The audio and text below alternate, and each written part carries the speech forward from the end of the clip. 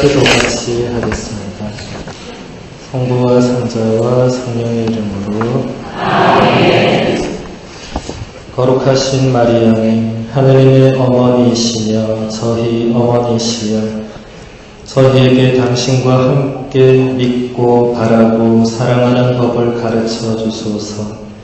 그분의 나라에 이르는 길을 저희에게 보여주소서. 바다의 별이시여, 저희에게 빛을 비추시어 저희의 길을 이끌어 주소서. 아멘. 네, 우리 용호 성당 교우님들 모두 반갑습니다.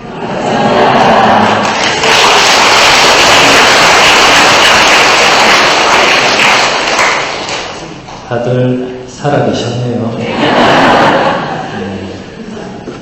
제가 2011년 1월에 우리 용호분당을 떠나기 전날에 여기 서서 특강을 했었습니다.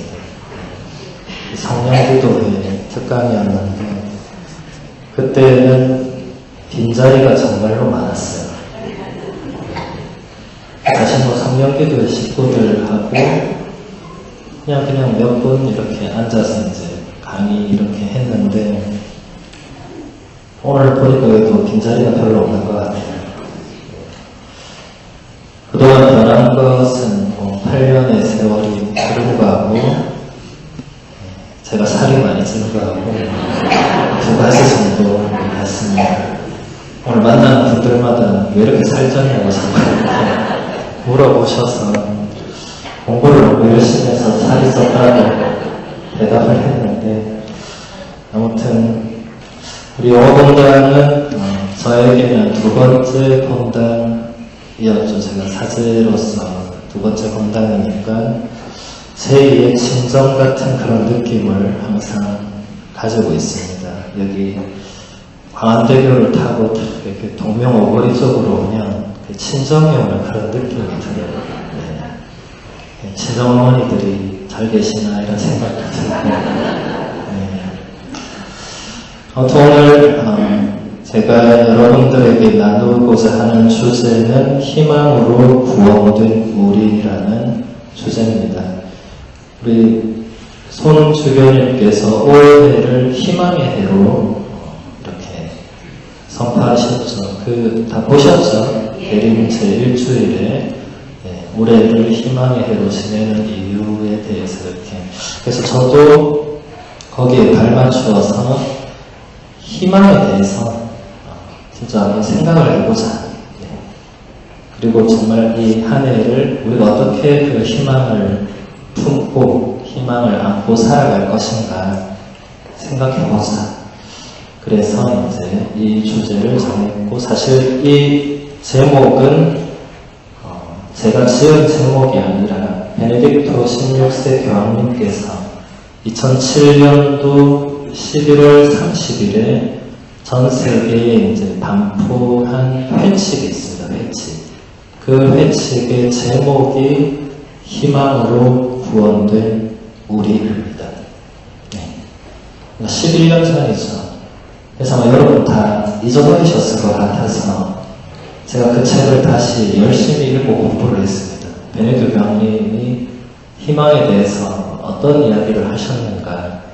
근데 정말 놀라운 이야기를 많이 해놓으셨더라고요. 어렵기도 어렵고. 베네딕토 교황님 책은 좀 어렵습니다. 그래서 진짜 묵상을 많이 해야 됩니다. 1항을 보면은 이렇게 교황님이 말씀을 하십니다. 우리는 희망으로 구원을 받았습니다. 이렇게 바오로 사도는 로마 신자들에게 또 우리에게 말합니다. 그리스도교 신앙에서 말하는 구원은 당연한 기정사실이 아닙니다. 우리의 현실에 맞설 수 있는 든든한 희망을 얻었다는 의미에서 우리는 구원받은 것입니다. 어렵죠, 그렇죠? 네. 교황님이 처음 인용한 문장은 로마서 8장 24절의 말씀이었습니다. 우리는 희망으로 구원을 받았다. 그리고 옆에 라틴어까지 이렇게 친절하게 써놨더라고요. 그래서 제가 이 라틴어를 왜 이렇게 해놨을까 이렇게 보니까 이 라틴어가 또 전해주는 뭔가가 있구나 이런 생각도 있습니다. 우리 안병영 부주임 신부님 저 라틴어 잘 하시거든요. 로마에서 교회법 공부할 때 라틴어 하셔서 그래서 제가 여기서 사기를 치거나 이런 거 아무도 모르면 그냥 막 말해도 되는데 잘하는 분 한 분 있으니까 저도 엄청 공부를 더 하고 여기 라틴어를 보면 스페 살비 파티수무스 이렇게 되어 있어요. 그래서 이게 첫 단어가 스페스라는 단어입니다. 이게 이제 희망이라는 뜻이고, 그 다음에 살비 파티수무스 이게 이제 우리가 구원을 받았다 이런 의미인데, 여기서 눈여겨봐야 될 것은 이게 수동태로 쓰여져 있다는 것입니다.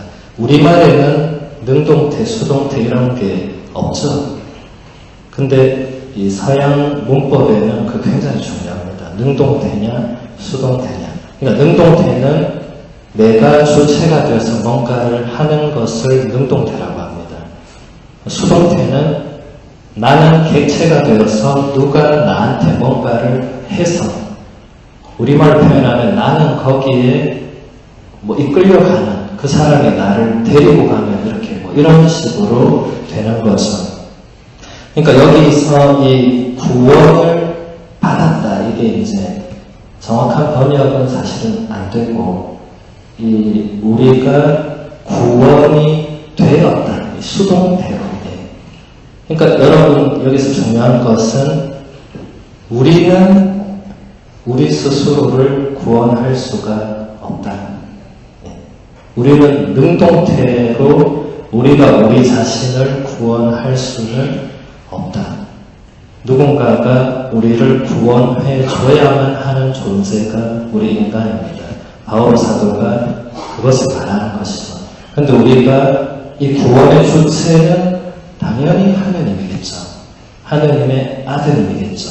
그런데 그 어떤 그 구원의 주체와 우리 객체 사이에 뭔가 연결점이 있는데 그게 희망이라는 겁니다. 굉장히 중요한 단서죠, 이게. 우리가 구원되는 데 있어서 가장 중요한 어떤 도구 혹은 통로 혹은 결정적인 뭔가가 희망이다. 갑자기 희망이라는 단어가 좀 다르게 다가져서 막연하게 뭔가를 바라고 믿고 이런 차원을 완전히 넘어서는 겁니다. 우리가 구원되는 데 있어서 희망은 거의 결정적이다.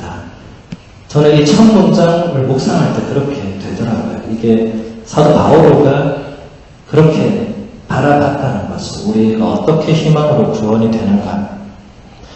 그리고 교황님이 이렇게 그것을 풀어냈습니다. 우리 신앙에서 말하는 구원은 당연히 정해져 있는 사실이 아니다.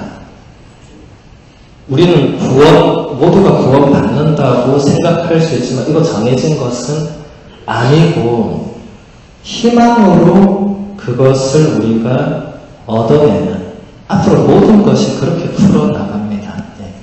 우리는 이제 세례를 받고 하느님 믿고 영원한 생명을 보증받고 이제 구원받고 이런 것을 믿고 있는데 이것을 확실하게 해주는 뭔가가 이 희망이라는 것입니다. 좀 어려울 수도 있겠지만 굉장히 새로울 거예요. 그래서 일단 로마서 그 부분을 좀 더 봐야 되겠습니다. 로마서 8장 24절에서 25절의 말씀입니다. 사실 우리는 희망으로 구원을 받았습니다. 보이는 것을 희망하는 것은 희망이 아닙니다. 보이는 것을 누가 희망합니까? 우리는 보이지 않는 것을 희망하기에 인내심을 가지고 기다립니다. 사도 바오로가 이렇게 설명을 했습니다. 그러니까 희망으로 우리가 구원되는데 이 희망은 어떤 것이냐? 눈에 보이는 뭔가를 바라는 이런 거는 우리 신앙에서 말하는 희망이 아니다. 우리는 눈에 보이지 않는 것, 그리고 지금 드러나지 않는 장차 우리에게 일어날 뭔가를 바란다. 네. 그러면서 바울 사도 예를 드는 분들이 뭐 아브라함이나 이런 분들을 예로 들죠. 아브라함이 여러분 몇 살에 이삭을 낳습니까? 100살에. 여러분 100살에 애 낳을 수 있는 사람 손 들어보세요. 네, 난 100살에도 애를 낳을 수 있다. 네, 아마 아무도 없겠죠. 아브라함도 포기하고 살았어요. 근데 하나님이 계속 나중에 너한테 후손을 주겠다고 했어요. 100살 다 돼가고 있는데 아브라함이 근데도 그것을 희망으로 끝까지 믿었죠. 그렇죠? 그래서 실제로 100살에 이삭이 주어졌습니다. 예. 사도 바울은 이제 예를 들어서 이제 설명을 한 것이고, 그래서 우리는 인내심을 가지고 기다려야 한다. 예. 우리가 언제 구원될지는 아무도 모르기 때문에 우리의 희망이 꺾이지 않도록, 희망이 변하지 않도록 끝까지 인내해야 된다. 암브로시아스테르라는 교부가 있습니다. 제가 로마에서 전공한 과목도 교부학인데 지금 교부를 설명할 시간은 없고 어쨌든 이 분이 이 바오로의 이 부분을 다음과 같이 해설을 했습니다. 하느님께서 그리스도 안에서 우리에게 약속하신 것을 희망함으로써 우리는 구원받을 자격을 갖추었습니다. 그러니까 우리는 미래에 올 것이 우리가 믿는 것과 다르지 않다는 희망 안에서 이미 구원받았습니다. 이 교부가 이걸 좀 더 잘 풀어서 지금 설명을 해주고 있어요. 우리의 희망과 구원이 무슨 상관이 있느냐. 그러니까 우리는 하나님께서 우리에게 약속하신 것, 영원한 생명, 당신의 자비, 끝없는 용서 이런 것을 희망을 하기 때문에 구원될 자격을 일단 갖춘 것이다. 예.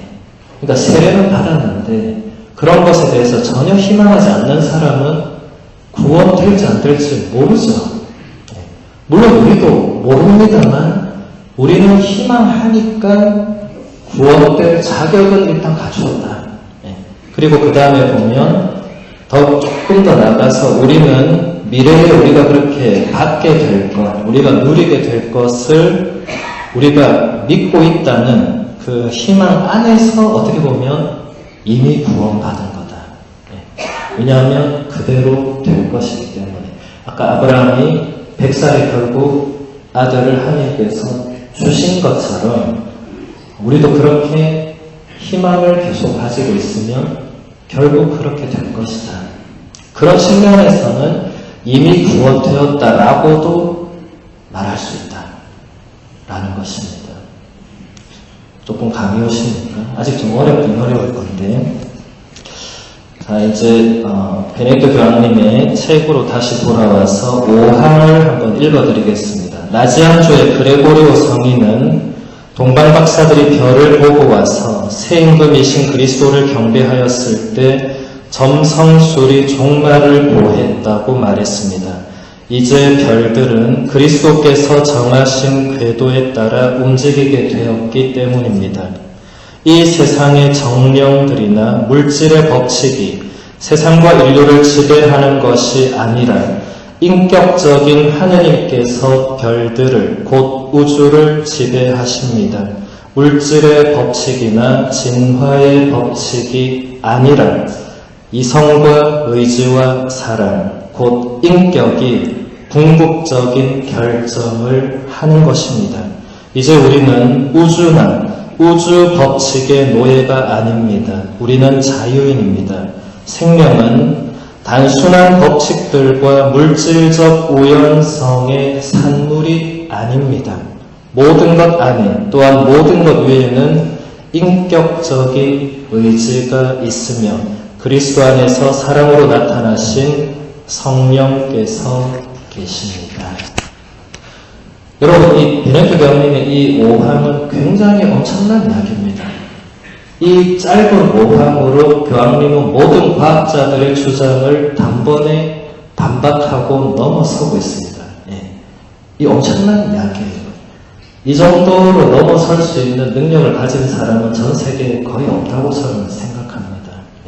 그 정도로 똑똑해야 됩니다. 그 정도 과학자들하고 토론할 만큼 똑똑해야 되는데, 여기서 보면은 교황님 이렇게 얘기하죠. 물질의 법칙, 진화의 법칙, 이런 것이 이 세상을 움직이는 게 아니다. 그리고 더 중요한 게 나오죠. 우주나 우주 법칙이, 단순한 이런 법칙들, 또 물질적 우연성이 생명을 낳는 게 아니다. 이게 과학자들이 세상의 이 기원을 이렇게 설명하거든요.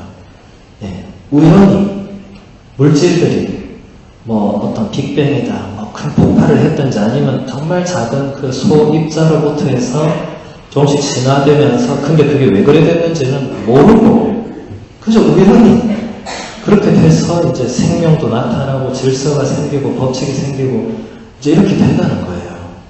교황님은 그게 아니다 라고 정면으로 반박하고 있습니다. 이 무신론의 시대에 이런 엄청난 반박을 하고 있습니다. 제가 그냥 생각할 때에도 우리가 이렇게 우리 자신이나 우리 관계나 우리가 이렇게 사람들하고 이렇게 사랑하고 사랑받고, 우리가 이 그냥 물질적인 것을 넘어서는 어떤 영역, 그런 세상에 대한 체험들을 우리는 하고 있죠. 알게 모르게 합니다. 저는 그렇게 무라하게 생각해요. 그게 정말 우연의 산물이 될 수 있느냐? 우리가 누군가를 사랑하는 게 우연하게 될 수가 있느냐? 물론 우연하다고 말하면 또 할 말은 없겠죠. 왜냐하면 그렇게 따지면 모든 건 우연으로 다 됩니다. 근데 그것을 믿을 것이냐, 아니면 그것을 넘어서는 어떤 인격적인 의지가 있다고 믿을 것이냐, 그것을 이제 선택하는 것이죠. 우리 신앙인들은 우연의 산물로 우주가 생기고, 우연의 산물로 생명이 생기고, 우연의 산물로 이런 모든 것이 생겼다고 믿지 않고 우리는 하느님이란 분이 인격적인 어떤 의지를 가진 존재가 그것을 창조했고, 그분의 섭리 안에서 모든 것이 움직이고, 그분이 생명도 주시고 한다고 믿는다, 이런 겁니다. 엄청난 차이가 있는 거죠. 왜냐하면 많은 신자들도 제가 이렇게 보면 세상이 어떻게 생겨 이런 거 별 관심이 없잖아요. 진화의 법칙, 그래, 그럴 수 있지. 인간은 원래 원숭이에서 시작해서 그럴 수 있어. 그렇게 그냥 덜렁덜렁 넘어갈 일이 이게 아니라고 합니다. 사실은. 엄청난 이 창조주 하느님에 대한 신앙 고백이 여기서 요청된다. 그냥 여러분이 우연히 그럴 수 있겠지, 이렇게 넘어가는 것은 신앙인으로서는 올바른 태도가 아니겠죠. 그러니까 여기 이 나자주의 그레고리오라는 이 뛰어난 성인을 교황님이 인용한 것은, 이분이 동방박사 세 사람이 예수님을 방문한 사건을 이제 세상의 점성술은 거기서 끝났다. 이거 엄청난 해석입니다. 지금도 점성술이 판을 치는 시대에, 여러분 지금도 점집 잘 가잖아요. 지금도 길을 잃은 거 점집 가서 알아보잖아요. 그런 시대가 아직도 있는데, 이미 그레고리오 성인은 동방박사가 예수님 방문한 걸로 끝났다, 이제. 이제 더 이상 우리 교우들은 점집을 갈 필요가 없다. 아기 예수님께 오면 된다. 그분이 모든 것을 새롭게 하는 분이기 때문에, 여러분 점집 가고 싶을 때 아기 예수님께 오십시오. 훨씬 좋은 뭔가를 줄 것입니다. 6항을 한번 보도록 하겠습니다. 주님은 나의 목자, 나는 아쉬울 것 없으라. 제가 비록 어둠의 골짜기를 간다 하여도 재앙을 두려워하지 않으리니 당신께서 저와 함께 계시기 때문입니다. 참된 목자께서는 죽음의 골짜기를 지나는 길까지도 알고 계십니다. 그 목자께서는 아무도 같이 갈 수 없는 완전한 고독의 길에서도 저를 이끌며 함께 하십니다. 목자께서 몸소 이 길을 지나가셨습니다. 목자께서 죽음의 나라로 내려가시어 죽음을 이기셨으며 이제 우리와 함께 하시려고 그리고 우리에게 당신과 함께하면 나아갈 길을 찾을 것이라는 확신을 주시려고 돌아오셨습니다. 죽음에서도 우리와 함께 하시는 분이 계시고 그분의 막대와 지팡이가 저에게 위안을 주어 재앙을 두려워하지 않으리라는 자각은 신자들의 삶에 나타난 새로운 희망입니다. 그러니까 지금 교황님은 아까 제가 처음에 교황님 얘기했던 그 우리가 구원받는 데서 결정적인 뭔가가 되는 게 희망인데 그 희망이 그럼 구체적으로 뭐냐? 라고 누가 물으면 이 6항으로 답하면 된다 이겁니다. 교황님이 인용한 성경 구절은 시편 23편이었습니다. 주님은 나의 목자 나는 아쉬울 것 없어라. 제가 비록 어둠의 골짜기를 간다 하여도 재앙을 두려워하지 않으리니 당신께서 저와 함께 계시기 때문입니다. 여러분 잘 알고 있는 시편이죠. 김수환 주기경님이 가장 좋아하셔서 매일 읊으셨던 시편이기도 합니다. 이 시편 구절이 우리의 희망이다. 쉽게 말하면 이거죠. 왜냐하면 죽음의 어둠의 골짜기, 죽음의 골짜기도 우리 주님께서 당신이 몸소 가셨기 때문에 우리가 이제 희망할 수 있다. 예. 만약에 예수님이 안 그랬으면 우리의 희망의 근거는 매우 약할 수 있었습니다. 근데 예수님이 몸소 순환하고 몸소 죽음을 겪고 몸소 묻히고 몸소 저승으로 갔다가 이틀 뒤에 돌아오셨죠. 그렇죠? 지금 부활하셨다는 표현을 교황님이 부활했다고 하지 않고 우리에게 그 확신을 주기 위해서 되돌아갔다고 이렇게 표현을 합니다. 네. 그래서 우리가 이 시편의 9절에서 희망할 수 있는 근거가 바로 예수 그리스도께서 그렇게 하셨기 때문에 그분이 우리의 목자이기 때문에 이제는 희망할 수 있다. 내가 혼자 어둠의 골짜기를 가고 내가 혼자 죽음의 길을 간다 해도 그분이 우리 옆에 있다고 이제는 확신할 수 있다. 희망할 수 있다. 라는 겁니다. 그분이 실제로 그렇게 하셨기 때문에 그렇습니다.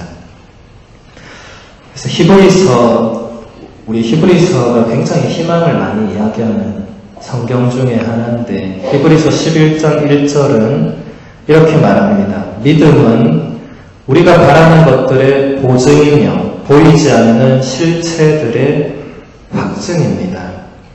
좀 어렵죠. 교황님이 이것을 7항에서 다시 이렇게 풀고 있습니다. 믿음은 단순히 아직 전혀 존재하지 않지만 앞으로 올 것에 대한 개인적인 지향이 아닙니다. 신앙은 우리에게 무엇인가를 줍니다. 신앙은 지금 당장에도 우리가 바라는 실제적인 어떤 것을 줍니다. 그리고 이러한 현재의 실제가 아직 보지 못한 것의 확증이 되는 것입니다. 신앙은 미래를 현재로 이끕니다. 이러한 미래가 존재한다는 사실이 현재를 바꿉니다. 좀 어렵죠? 제가 10항을 같이, 왜냐하면 10항도 같은 설명입니다. 10항을 읽어드리면 그리스도교 신앙이 오늘날 우리에게도 삶을 변화시키고 삶을 지탱해주는 희망입니까? 신앙은 희망의 토대입니다. 그러나 다음과 같은 질문이 제기됩니다.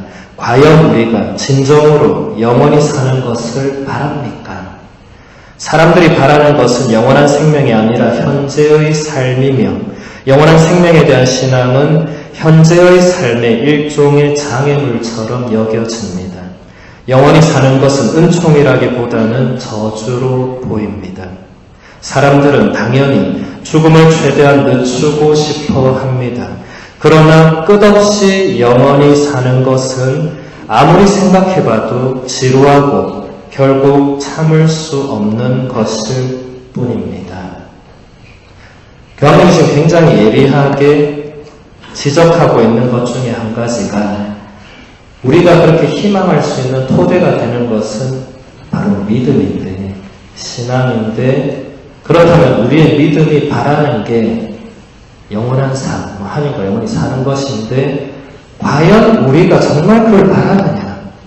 저도 이 질문에 깜짝 놀랐어요. 가만 생각해볼까? 나도 그렇게 안 바라는 것 같아. 예. 왜냐하면 교황이 얘기한 것처럼 우리는 영원히 산다는 게 감이 없는 사람들입니다. 예. 여러분 여기 앉아있는 모두는 다 각자 남아있는 인생을 설계하고 있을 것입니다. 알게 모르게. 예. 나는 몇 살까지 뭐하고 몇 년도에 뭐하다가 한 85쯤 되면 편안하게 어느 날 밤에 고통 없이 하나님께서 나를 데려가시면 정말 내 인생은 정말 원더풀 인생이고 뭐 이런 식으로 꿈꾸고 있을 거예요. 네. 그러니까 여러분이 꿈꾸는 이 설계를 보면 나는 300년을 더 살고 이런 사람은 저는 한 번도 못 봤습니다. 네. 신부님 벽에 똥칠하기 전에 가야죠. 대부분 이렇게 얘기하지 영원히 그건 안 되죠. 영원히. 예.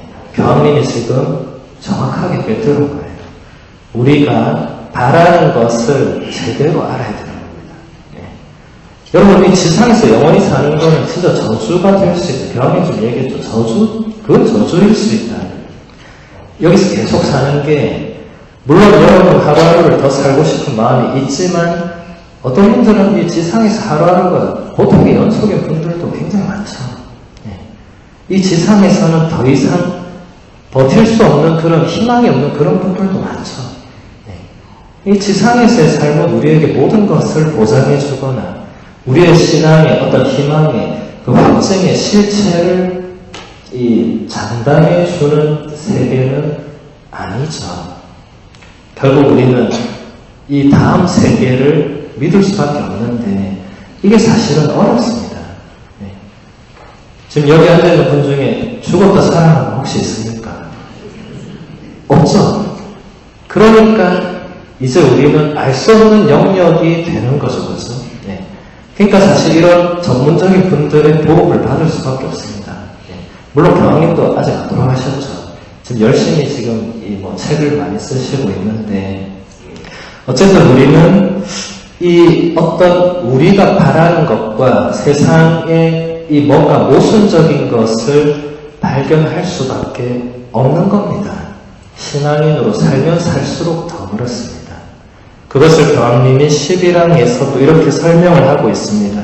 우리의 태도에는 우리 존재 자체에 있는 내적인 모순을 보여주는 분명한 모순이 있습니다. 한편으로 우리는 죽고 싶지 않습니다. 무엇보다도 우리를 사랑하는 이들은 우리가 죽는 것을 바라지 않습니다. 다른 한편으로 우리는 끝없이 살기를 바라지 않고 지구 역시 이러한 전망으로 창조된 것도 아닙니다. 그렇다면 우리가 진정으로 원하는 것은 무엇입니까? 아우구스티노 성인은 다음과 같이 말했습니다. 곧 궁극적으로 우리는 오직 한 가지 복된 삶을 원합니다. 삶 자체, 행복 자체를 원합니다. 맞습니까? 네. 우리가 별 생각 없이 살다가 제가 이 책을 읽으면서 느낀 게 그랬어요.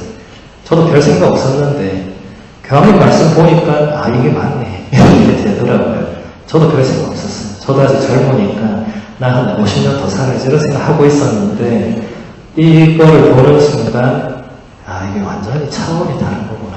네. 우리가 사실은 그렇게 영원한 생명을 바라지 않고 살고 있었구나. 적어도 제가 굉장히 저도 저의 신앙에 대해서 이 강의를 준비하면서 많이 돌아보게 됐습니다. 막연했던 거죠. 구체적으로 이렇게 생각하지 않았던 겁니다. 그저 막연하게 언젠가는 하나님 나를 불러가시겠지. 언젠가는 뭘 주시겠지. 언젠가는 이런 식으로 생각하는 거죠. 기도는 늘 하지만 이 하루하루 지나가면 지나갈수록 뭔가 느슨해지고 해이해지는 것이 있었던 것이죠. 오히려 교황님께서 그런 우리에게 우리가 진짜 바라는 것은 영원히 사는 것도 아니고 지금 당장 죽는 것도 아니고 오직 한 가지 있다면 복된 삶이다. 행복한 삶이다. 교황님이 너무 감사하더라고요. 우리도 뭘 말하는지 잘 모르고 살고 있었는데 이분이 대신 말해주니까 진짜 고맙더라고요. 아, 이게 정말 맞구나. 행복한 삶. 여러분 정말 원하는 게 행복한 삶 아니에요? 불행하게 10년을 고통스럽게 사는 거하고 행복하게 1년을 사는 거하고 선택하라면 저는 행복하게 1년 살다 가겠습니다. 저 속을 것 같아요.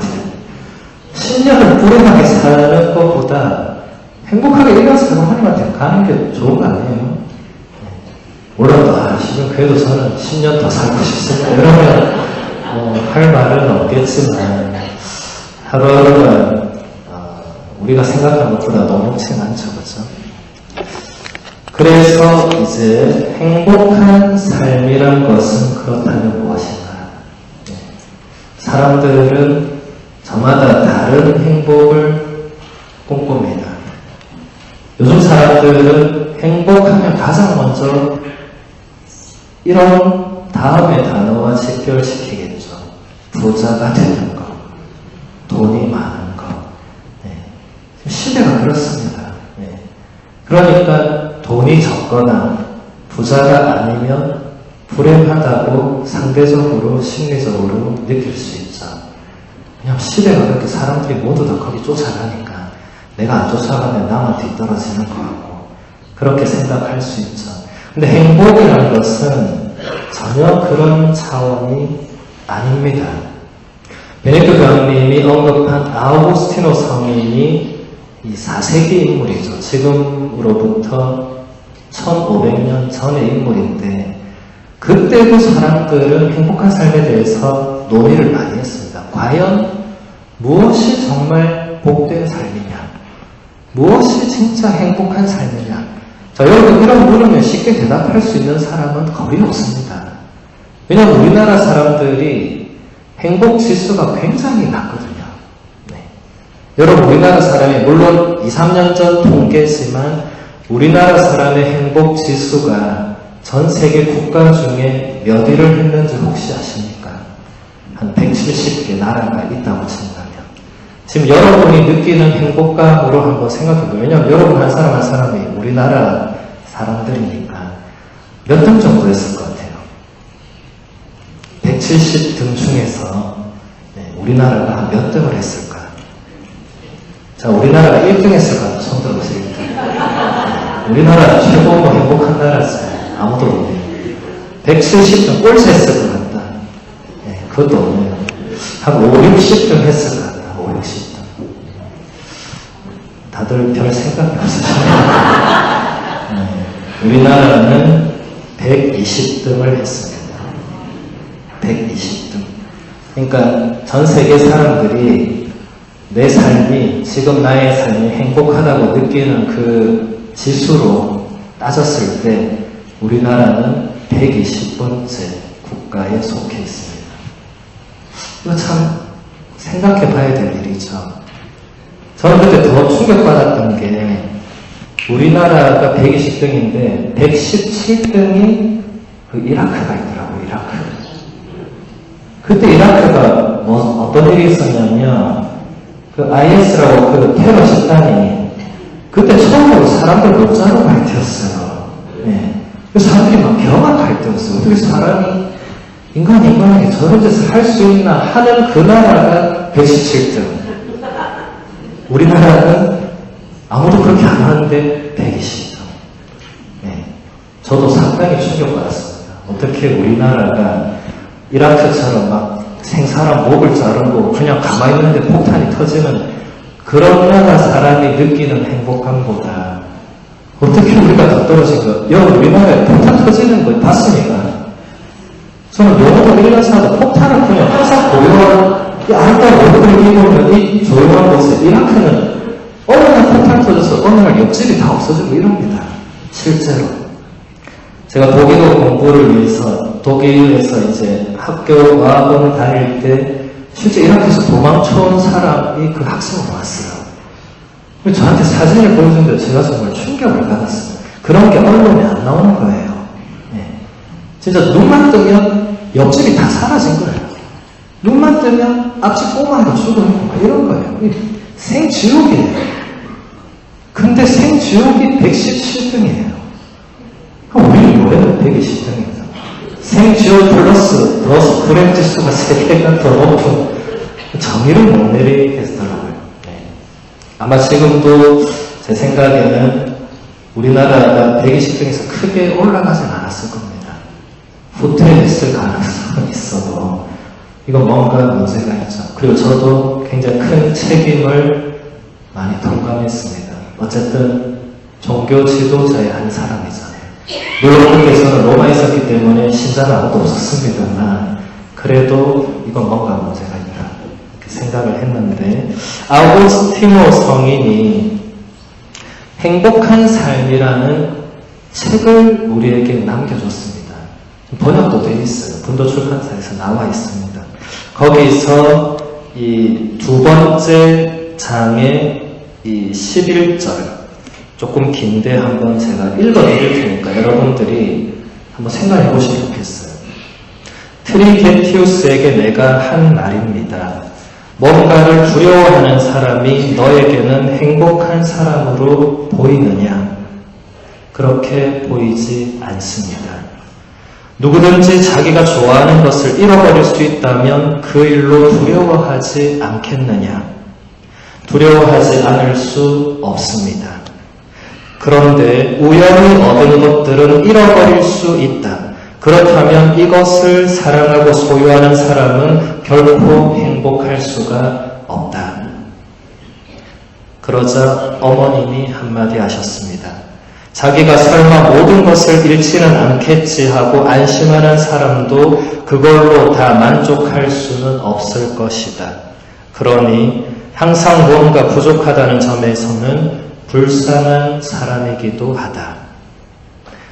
제가 어머니에게 물었습니다. 이 모든 사물이 비록 풍족하고 넘치더라도 욕심내는데 스스로 한계를 정해두고 있거나 또 있는 것으로 만족하면서 합당하고 유쾌하게 그것을 즐기는 사람이라면 어머니에게는 그 나름대로 행복해 보인다는 말씀이 아닌지요. 그러자 어머니께서는 그 사물로 행복하다는 말이 아니라 그의 정신에 있는 절도로 인해서 행복하다는 말이다 하고 대답했습니다. 우리는 누가 행복하기로 작정하였다면 항상 지속하는 것, 행운이 변덕을 부리더라도 빼앗길 수 없는 것을 자기에게 마련해야 한다는 사실에 대해서 조금도 의심치 않는다. 그 점에는 벌써 우리가 합의한 바입니다. 라고 트리게티우스가 말했습니다. 여러분에게는 하느님이 영원하시고 항상 존속하는 분으로 보입니까? 그러자 리켄티우스가 나섰습니다. 이 점은 물을 필요가 없을 만큼 확실합니다. 그래서 내가 결론을 내렸습니다. 그러므로 하느님을 모신 사람이 진정 행복하다. 여러분, 이 긴 이야기지만 어떤 흐름으로 지금 가고 있는지 아시겠죠? 그죠? 지금 아구스틴 성인이 굉장히 중요한 얘기 했어요. 우연히 얻은 것들은 잃어버릴 수 있죠. 동의하십니까? 네. 그래서 이것을 사랑하고 소유하려는 사람은 행복할 수가 없겠죠. 이것도 동의하시죠? 네. 그런데 우리나라 사람들이 실제로 이런 것을 쫓아가고 있는 것입니다. 120위가 그냥 되는 게 아니에요.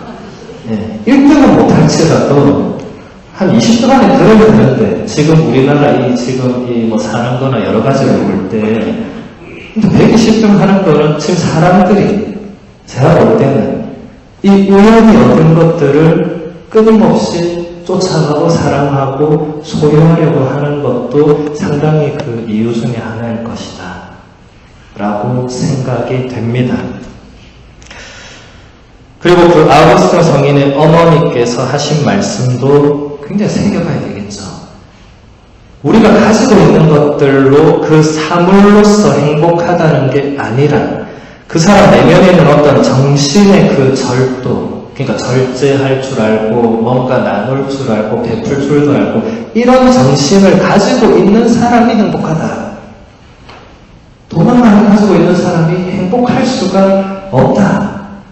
자, 여러분 10억을 가지고 있는 사람이 주위 사람한테 10원도 안 나눠주면서 죽을 때까지 10억을 가지고 살면 그게 행복한 삶이겠습니까? 저는 아닐 거라고 생각합니다. 왜냐하면 그 사람은 잠을 못 잘 겁니다. 이 10억을 누가 훔쳐가면 어떡할까? 맨날 그러고 있겠죠. 아니면 반대로 어떻게 하면 내가 10억을 더 늘릴 수 있을까? 맨날 그 생각하겠죠. 어떻게 하면 10억이라도 여사람에게 나눠줄까? 이런 생각은 단 하루도, 단 한순간도 안 하겠죠. 그건 행복한 삶이 될 수가 없습니다. 그 10억을 자녀들에게 물려주면 자녀들이 싸움만 납니다. 그건 여러분 잘 알고 있는 사실이죠. 네. 그러니까 여러분들이 우리가 지금 생각하는 행복은 진짜 행복이 아닐 가능성이 매우 높다. 그리고 또 여기 한 가지 나온 것이 누가 행복하기로 작정을 했다면 항상 지속하는 것, 정말 빼앗길 수 없는 뭔가를 가지고 있을 때만 행복하다. 그러니까 10억을 가지고 있는 사람이 왜 안 행복하냐면 이게 항상 존속한다는 보장이 있습니까? 없습니까? 없습니다. 왜 없습니까? 누가 안 훔쳐간다 하더라도 그 사람이 오랫동안 갑자기 심장마비로 죽으면 그거 어떻게 해요? 그 누구 거예요? 적어도 그 사람 건 아니겠죠. 자녀들이 그걸로 뭐 싸우는 말도 그건 나중에 문제지만 어쨌든 그 사람 거는 아니겠죠. 그 사람 명의의 통장에 돈이 있다 해도 오늘 밤에 돌아가시고 나면 그러면 안 되는 거죠. 근데 이미 여러분 보험서에서 이런 얘기를 들어봤습니까? 못 들어봤습니까? 이미 보험서에서 이런 얘기가 있었습니다. 그러니까 이런 일은 2000년 동안 계속 있었습니다. 사람들은 계속 이런 생활을 추구하는 사람도 있었다는 겁니다. 예. 그때 예수님이 그런 얘기를 했죠. 어떤 사람이 있었다 하면서 물론 예수님은 돈으로 얘기하지 않고 그 사람이 많은 곡식을 모았다고. 그게 지금으로서는 돈이죠. 그죠? 예. 많은 곡식을 모아가지고 이제 더 이상 보니까 자기 창고에 놔둘 데가 없어가지고 창고를 더 막 크게 넓히고 지금 우리 시대랑 똑같습니다. 더 막 넓히고 막 이렇게 해가지고 이제 됐다. 이제는 날마다 먹고 마시고 즐기고 여생을 보내야겠다. 이렇게 했다고. 그런데 하느님께서 이렇게 오늘 밤에 내가 너의 목숨을 되찾아 갈 거라고. 그러면 그 사람이 그렇게 끔찍히 모았던 재물은 누구 차지가 되겠냐고 예수님이 물었습니다. 여러분 그 누구 차지가 됩니까? 누구 차지가 될지 정확하게 몰라도 적어도 그 사람이 평생 먹고 마시고 할 일은 없다. 그냥 하느님께서 그날 밤에 그 사람을 데리고 간다는데 여러분 하느님이 데리고 간다는데 막을 수 있는 사람 있습니까? 오늘 밤에 하느님이 자 이제 가자 하는데 여러분 못 갑니다 할 수 있습니까? 말로는 할 수 있죠. 못 갑니다 하느님 하루만 봐주세요. 뭐 할 수는 있지만 그래도 가서 어쩔 거예요? 가야죠. 우리는 힘이 없죠. 그래서 그분이 주신 것을 그분이 도로 가져갈 뿐이죠. 이 얘기도 여러분 들은 것 같지 않습니까? 구약의 욥기에서 이런 이야기를 이미 욥이 했죠. 여러분 욥에게 자식이 몇 명 있었습니까? 10명 있었습니다. 아들 7에 딸 3이 있었습니다. 수많은 가축을 거느리고 그 동네 최고의 부자였어요. 네. 그런데 어느 날 사탄이 하느님께 허락을 받고 하나씩 다 치기 시작했어요. 가축도 다 누가 훔쳐가고 뭐 하나씩 다 가져가더니 결국 아들, 딸 10명이 잔치 벌이고 있는데 기둥이 무너져서 한 방에 하느님께서 10명을 다 데리고 갔습니다. 네. 여러분 지금 여러분에게 이런 일이 라도 생각하면 끔찍한 일이죠. 그때 여기 뭐라고 했습니까? 주님께서 주신 것을 주님께서 도로 가져가시니 다만 주님을 찬양할 수밖에 없다. 이렇게 얘기했습니다. 대단한 인물이긴 하죠. 그렇죠?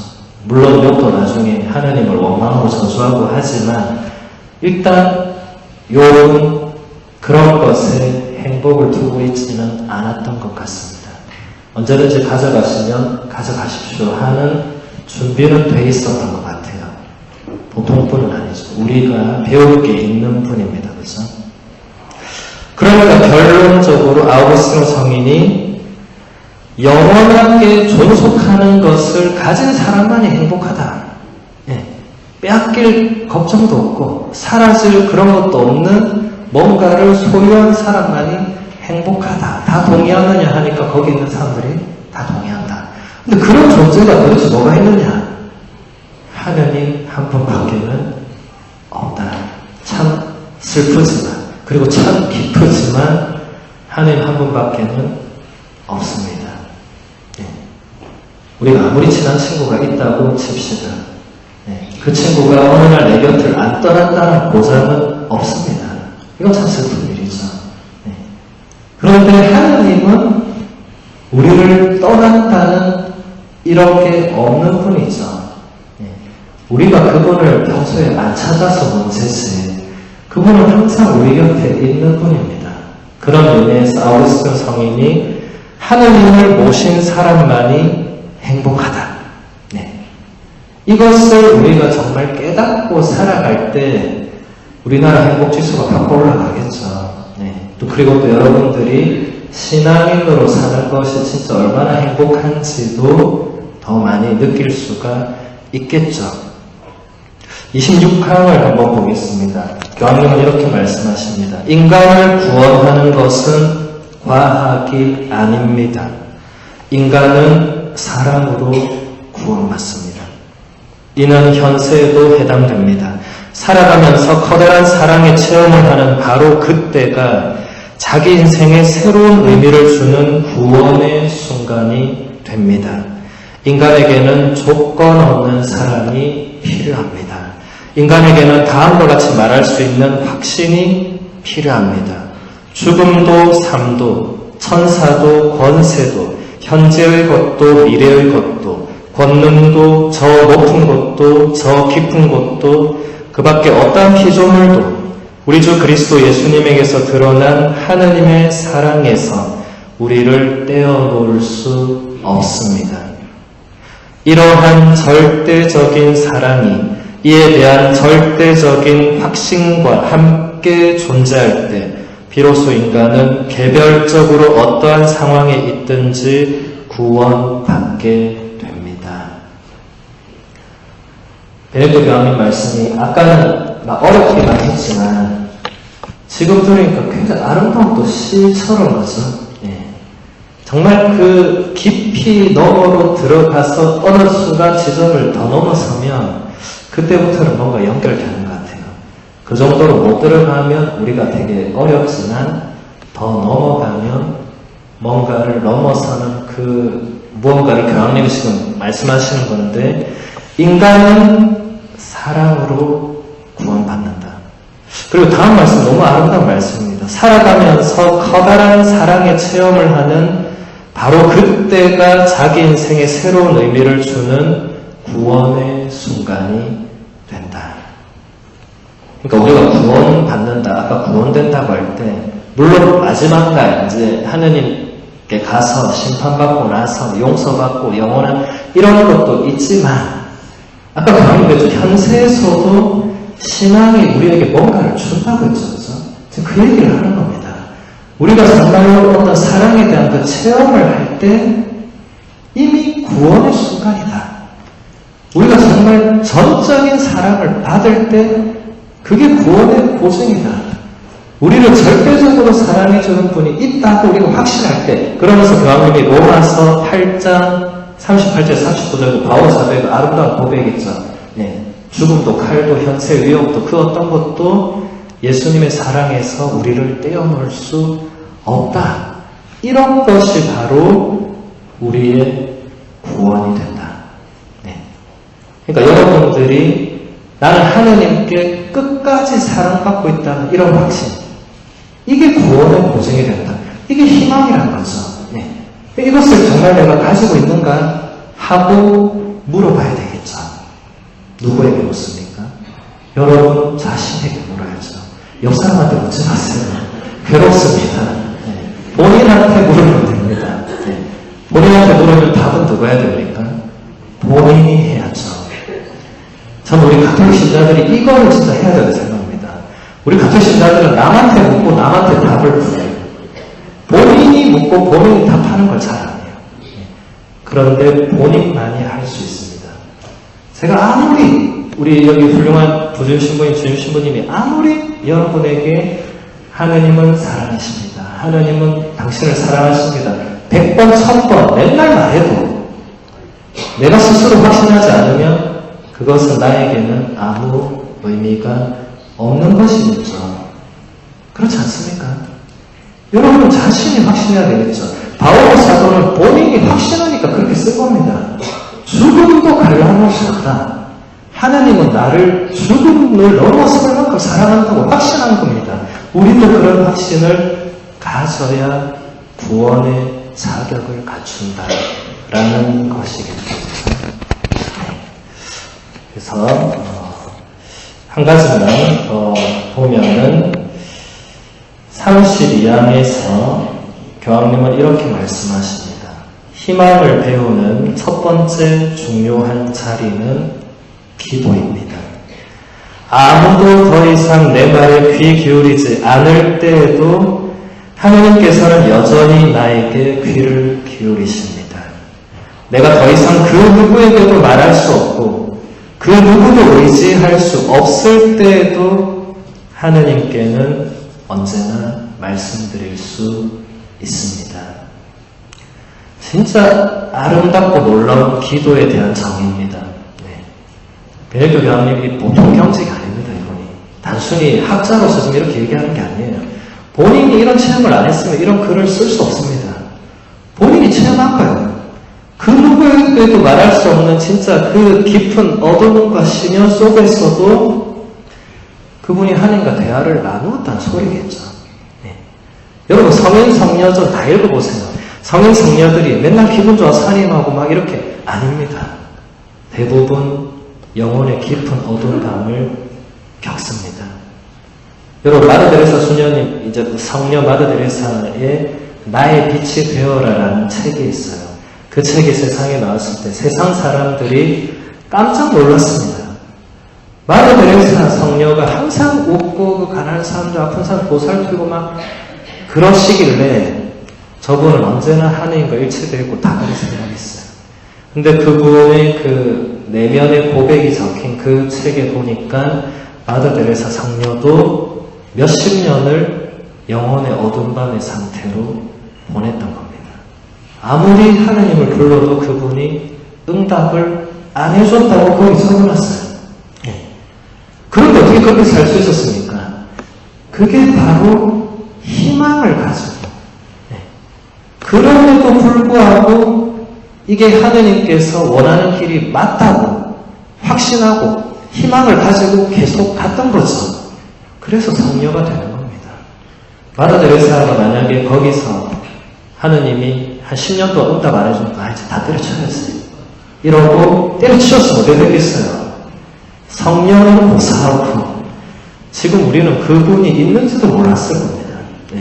잠깐 뭐 인도에서 뭐 활동했던 활동가 정도로 기억에 남았겠죠. 그런데 그분이 그것을 끝까지 안고 간 거죠. 본인의 그 어두운 밤도 안고 가고 그러면서도 하나님께 대한 하나님이 그래도 나를 사랑하신다. 하나님 그래도 내 얘기를 듣고 계신다. 내가 원하는 응답은 주지 않을지라도 그분은 나와 함께 걷고 계신다라고 희망을 안고 갔겠죠. 그렇죠? 그것을 교황님께서 얘기하시는 겁니다.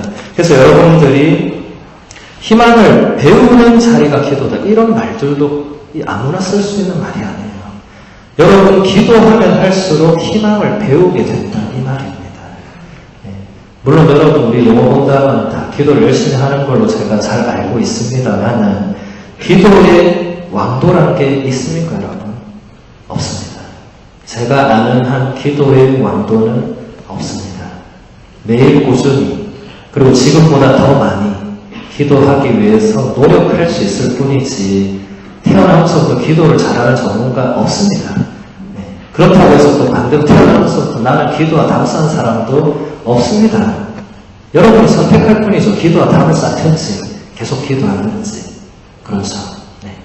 기도는 누가 가르쳐 줄 수 있는 것이 아니고, 여기 나오는 대로 끝까지 나에게 귀 기울이시는 하느님께 뭔가 말씀드리고, 반대로 나도 하느님의 그 뭔가 말씀과 응답에 귀를 기울이고, 죽을 때까지 그렇게 하는 겁니다.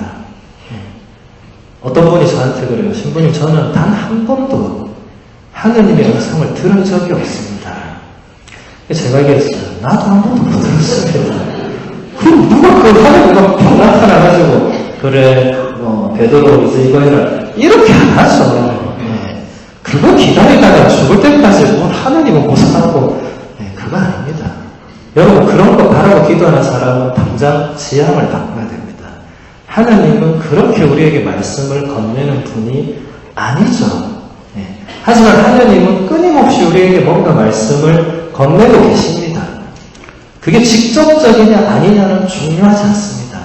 우리가 그것을 얼마나 발견해내느냐, 얼마나 그것을 인지하느냐, 얼마나 그것을 믿고 확신하느냐, 여기에 달린 것이, 하느님은 여러분에게 죽을 때까지도 어떤 음성으로 정말 나타나서 안 할 겁니다. 그렇게 나타나면 그분은 하느님이 아닐 가능성이 매우 높습니다.